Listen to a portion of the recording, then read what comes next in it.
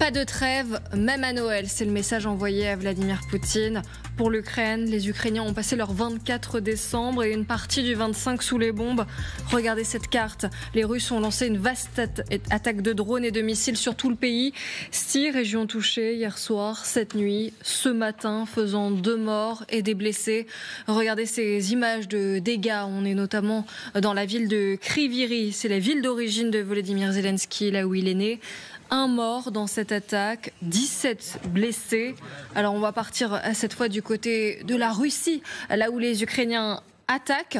C'est le territoire de Koursk. Cette attaque ukrainienne a fait cette fois 4 morts. On évoque ces combats qui continuent avec nos invités. Hélène Blanc, vous êtes toujours avec nous. Elisabeth Shepard-Selam. On est aussi avec Xavier de Giacomini. Merci beaucoup d'être là. Je voudrais vous montrer cette carte pour qu'on rappelle bien où se trouve la région de Koursk en Russie. On le rappelle, il y a une partie du territoire qui est toujours occupée par l'armée ukrainienne. C'est ce qui est en bleu. Quand l'incursion a commencé début août, les Ukrainiens occupaient toute la partie qui est en rouge et en jaune. Alors, ces dernières heures, nos envoyés spéciaux Thomas Misraki et Arthur Grolet sont allés à la rencontre d'un combattant ukrainien qui a combattu à Koursk, en Russie. Il s'est confié à eux et on va analyser dans un instant ces mots qui sont extrêmement forts. Pour que tu puisses bien comprendre ce qui se passe dans la région de Koursk, pour notre infanterie là-bas, c'est un aller simple. Nous tenons toujours 3 secteurs, Soudja, Velika et Malaloknia. Un territoire d'environ 13 km de long et 11 km de profondeur. Nous y sommes entièrement sous le feu ennemi, à portée de drone. Pour l'infanterie, il n'y a qu'un seul axe pour avancer ou pour reculer. Il y a 3 ou 4 soldats ukrainiens par position. En face, ils subissent les assauts de 40 à 50 Nord-Coréens. Et généralement, ça fonctionne par vagues de 2 ou 3. Même si tu en repousses 1 ou 2, tu ne résistes pas longtemps. Ils prennent tout de suite ta position. Elle n'existe plus. On laisse les corps des nôtres sur place. Personne ne va les chercher. Aujourd'hui, ma section s'est fait attaquer par des blindés.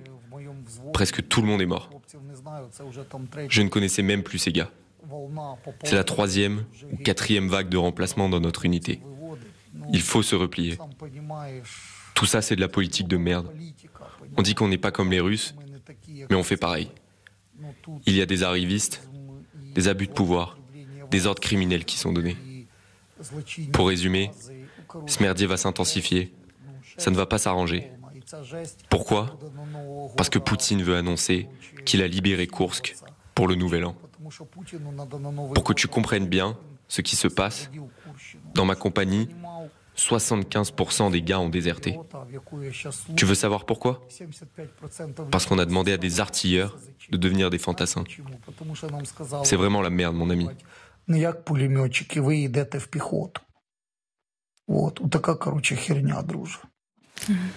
Et on va retrouver sur place nos envoyés spéciaux Thomas Misraki avec Arthur Grolet. Ce sont eux qui ont rencontré ce combattant. Thomas, c'est un témoignage rare et d'une importance capitale.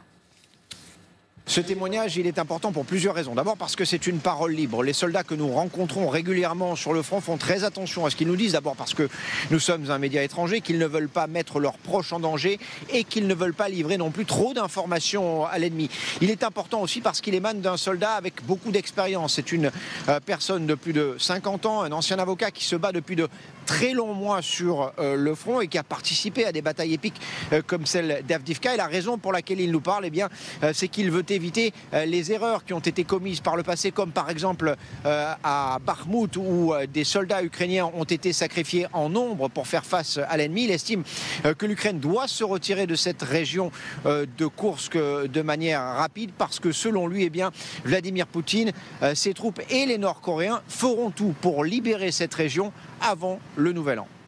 Merci beaucoup Thomas Misraki avec Arthur Grolet depuis l'Ukraine. Hélène Blanc, c'est très rare d'entendre des témoignages comme cela. Il était extrêmement fort avec ce soldat ukrainien qui dépeint clairement ce qu'ils vivent sur le terrain. Et à en croire ce qu'il dit, c'est extrêmement décevant pour les soldats sur place. Il parle d'un aller sans retour pour les Ukrainiens actuellement à Koursk. Il est tout simplement conscient de la situation, malheureusement. D'un côté comme de l'autre, la guerre est une chose terrible. Il y a évidemment des erreurs du commandement, ça peut arriver. Il y a des ordres, comme il a dit, des ordres criminels. Allez-y, tant pis, vous devez passer. Et puis bon, ils peuvent pas, ils meurent sur place.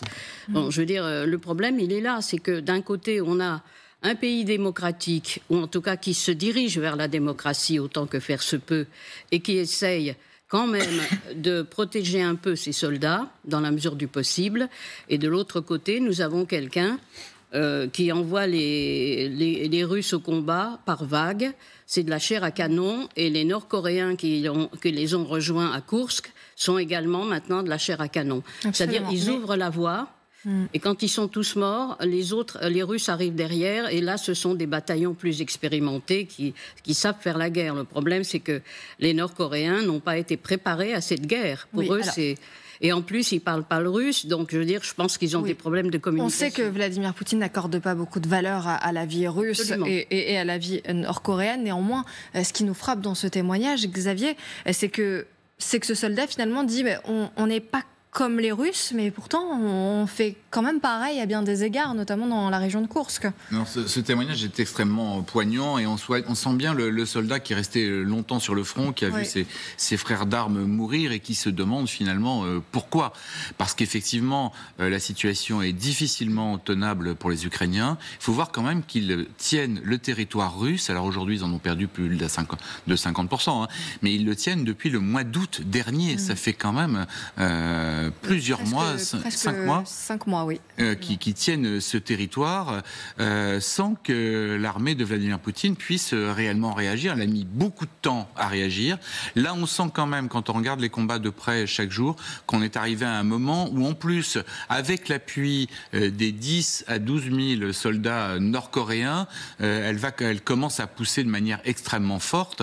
Alors de là à ce que la région puisse être reconquise avant le 1er janvier, j'ai encore un très gros doute, parce qu'il y a encore beaucoup de terrain à reconquérir. Maintenant, quand on entend ce soldat nous dire qu'ils sont 3 à 4 par position de défense ukrainienne, et qui voit arriver des vagues de 40 à 50 soldats, il dit nord-coréen, donc on peut le croire, puisque c'est lui qui était sur le front. On comprend évidemment l'effroi. Et puis l'effroi aussi, ça je l'ai bien noté, parce que c'est quelque chose chez les militaires qui est vraiment un déchirement au-delà de tout, finalement, de devoir laisser les corps de ses compagnons d'armes sur la position, parce que quand ils se replient à pied, en courant dans les bois, en s'abritant des drones, ils ne peuvent pas emmener les corps de leurs camarades. Ça, Elisabeth Shepard-Selam, ça peut être mal compris du côté des soldats ukrainiens, parce qu'on n'a pas l'habitude de voir de telles méthodes et autant de pertes ukrainiennes, ou en tout cas les voir aller au carnage. Moi, ce qui me fait penser à une citation d'un général américain qui disait la guerre, c'est l'enfer. Et je pense qu'après 3 ans de guerre, on a beau être dans... Et la grande différence, c'est que c'est une démocratie, donc il a le droit d'en parler, de faire ses constats. Mais 3 ans comme ça, très clairement, aujourd'hui, je peux comprendre qu'il y a une sorte d'incompréhension. En plus, on voit des soldats qui ne sont pas tout jeunes, qui ont passé beaucoup de temps. Là, c'est quelqu'un qui est très expérimenté, qui a vu plusieurs, certainement, champs de bataille dans différentes régions, qui fait des constats. On sait qu'il y a un manque d'hommes, notamment, pas juste... Néanmoins, on sait qu'il y a aussi une course contre la montre. Et l'idée, c'est aussi de garder ce territoire avant le 20 janvier et avant l'investiture de Donald Trump. Mais cette différence entre l'objectif politique, qui est très important, effectivement, comme vous disiez, pour le 20 janvier et des pourparlers éventuels, mais le coût humain pour cet objectif politique, parfois c'est 2 choses très différentes, et c'est incompréhensible, on va dire, pour les soldats. Ouais, je voudrais vous faire écouter Vladimir Poutine, qui intervenait dans sa fameuse émission russe, Ligne Directe, la semaine dernière, regardée par des millions de Russes, où il répond aux questions des Russes et des médias. Dans cette émission, il a surpris un peu tout le monde, puisqu'il a dit qu'il n'était pas capable de dire quand la Russie allait pouvoir reprendre la région de Koursk. Je ne peux et ne veux pas donner de date précise quant à leur départ de Koursk.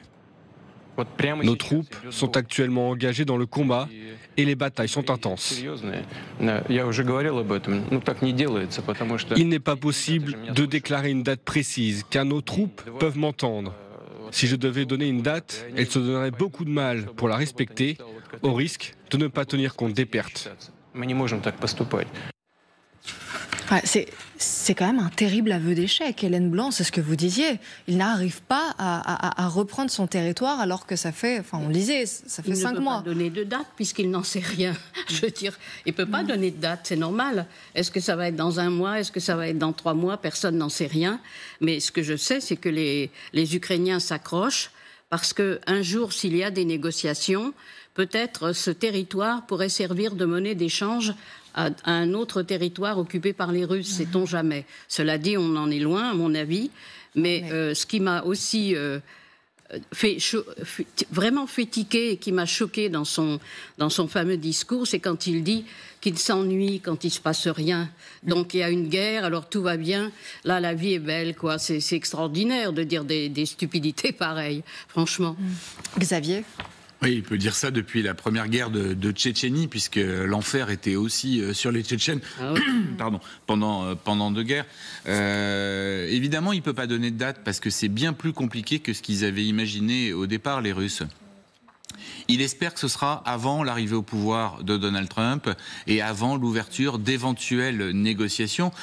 Maintenant, les négociations, on voit bien que Volodymyr Zelensky pourrait s'y résigner pour épargner son peuple, et encore, on verra. Mais du côté du Kremlin, on ne sait pas s'il y a une vraie volonté de négocier. Donc finalement, on peut être aussi dans un moment où il n'est pas si pressé que ça de reprendre l'oblast de Koursk, où il ne veut pas immobiliser ses meilleures troupes parce qu'il continue à essayer de compléter totalement les oblasts en Ukraine qui, eux, feront partie vraiment de la négociation et qui risquent de rester longtemps aux mains des Russes. Donc pour lui, il y a une certaine logique à ne pas donner de date. C'est pour ça que cette date du 1er janvier donnée par le soldat ukrainien, moi je l'avais pas entendue jusque-là. Oui. Elle me paraît prématurée, même si effectivement, à partir du moment... La machine russe est une machine très très lourde à se mettre en place. C'est un espèce de diesel qui doit chauffer, acheminer la logistique. C'est une logistique extrêmement lourde. Maintenant qu'elle est en route, évidemment, les Russes vont pouvoir pousser, mais combien de temps ça va prendre, on n'en sait rien. Moi, ce que me rappellent les paroles de ce soldat, on avait entendu les mêmes paroles au moment de Bakhmout.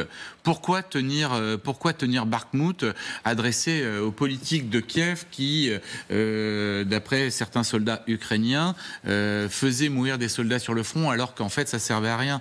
Mais c'est l'essence même de la guerre. D'abord, Elisabeth le rappelait tout à l'heure, c'est un enfer sur Terre. Là, encore plus en hiver, dans les conditions dans lesquelles vivent ces hommes. Mais si on recule sans cesse, les Russes vont s'emparer de tout le territoire qui sera devant eux.